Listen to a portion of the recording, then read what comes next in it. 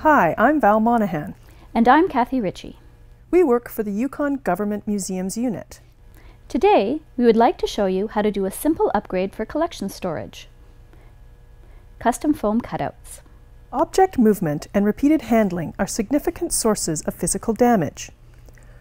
This simple upgrade reduces both handling and object movement while improving access to the objects. Foam cutouts provide objects with support and padding. They keep them safely in place and allow you to view those objects without handling them individually. It takes a bit of time to make the cutouts, but once they're done, you won't have to wrap or unwrap the objects again. You won't have to worry about the object shifting inside the box when you move it either.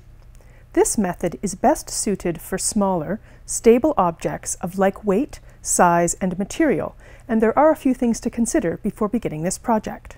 Is a box a good fit for your objects? Will a box fit on your shelves or into your cabinets? Is the box archival? Is the box sturdy enough for the combined weight of all the objects you plan to store in it? So, to get started, you will need an archival quality box, Ethafoam, Tyvek, a soft pencil, ruler, a cutting board and a sharp foam cutting knife, scissors, straight pins, a bone folder or small clean metal spoon, an archival pigment-based light fast pen for writing labels, and gloves for handling the objects. First, measure and cut a piece of foam to form a base and fill the bottom of the box. The foam needs to be just smaller than the interior of the box. You want it to fit tightly enough that it won't move, but not so snugly that the foam buckles when you try to put it in the box. Be prepared to trim a couple of times to get it right. Next, place the objects on the foam base and give at least 3 centimeters of space between each object. Don't crowd them. Remember, you might need to lift them out again, and you want to be able to do that without touching or disturbing the other objects in the box. Using the soft pencil, trace the objects onto the foam base. Be careful and ensure that the pencil does not come into contact with the objects. Now remove the objects from the foam. Make sure that you have a clear, safe space to set the objects. Using the knife, cut out the foam shapes along the traced lines. Cut each shape all the way through the foam. Remove each shape and check that the object fits snugly, but not too tightly into the cutouts of the foam base. Slice the foam shapes to half their thickness.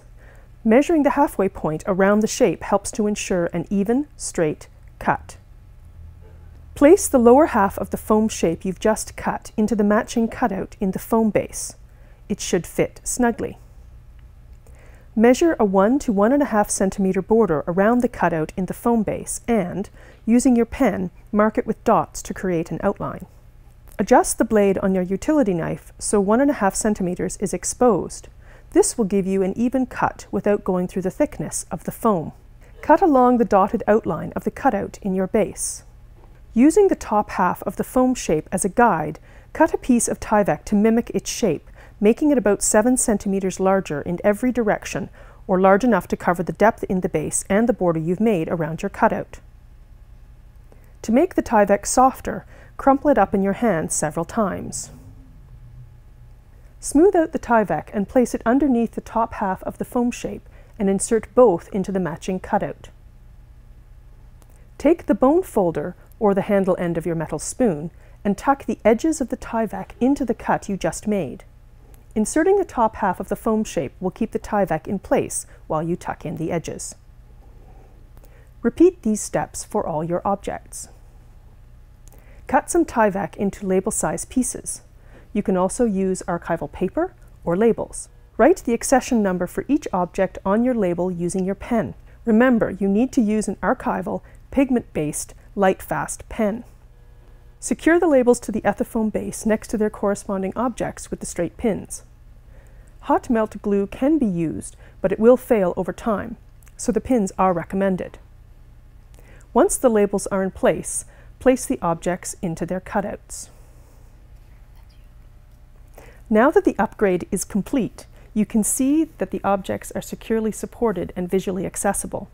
Handling is limited, and accession numbers are clearly marked and visible.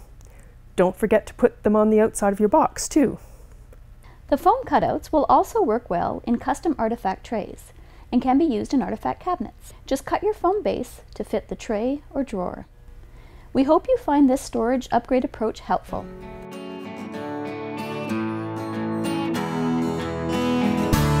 Thanks for joining us. Happy upgrading!